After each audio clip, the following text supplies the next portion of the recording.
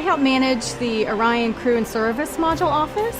We're responsible for developing the crew capsule, which is where the crew lives and works when they're in space, and the service module, which is what provides the power and the fuel and the consumables then that is plumbed over to the crew module.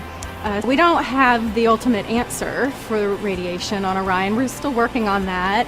If we were to build Orion out of the materials we need and the sole job was to protect for the radiation environment, the vehicle would really be too heavy. So we have to balance the weight of the materials that we put on the spacecraft with how much protection it's providing the crew. So we're really looking at it from an operational perspective. If we understand a radiation event has happened, the crew will actually take shelter in the aft bay of the vehicle. We have found over the years that water is a really great radiation absorbing material. So we could do things like water that's already there in the water bags for drinking and things like that. That water could be used to shield them. As well as we've had some concepts like a water-filled vest that they could put on should they know there's an event and need to be protected.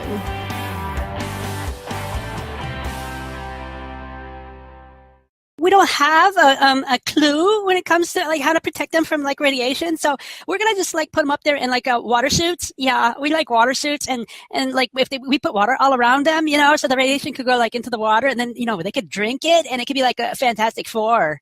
Everybody they'll come back and be mutants when they get back. But we just got some ideas, Yeah. But don't worry about it. I know there are refugees everywhere, and like people are starving and stuff, and like we have homeless all over the place. But if we spend like a few $1 trillion, I think we should be able to figure out how to make water suits for the astronauts in space, and then maybe it'll work out like it did for the guys in Apollo.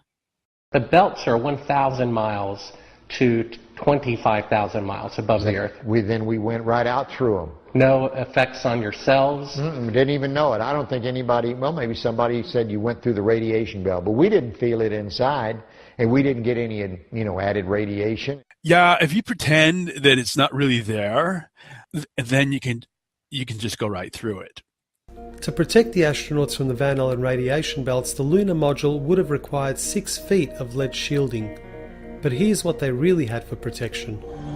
Obviously, the only shielding they had was the literally paper-thin outer hull of aluminum, and their suits consisting of glass fiber, some aluminum fibers, and silicon rubber. It's very interesting concerning radiation that the astronauts were protected by a thin film of aluminum when here on Earth they put a lead shield on us when they take a dental x-ray. In conclusion, when NASA themselves admit to never having left low Earth orbit, and the fact that we don't even have the materials that could withstand the extreme temperatures and cosmic rays in space, how on earth can anyone believe that we ever went to the moon?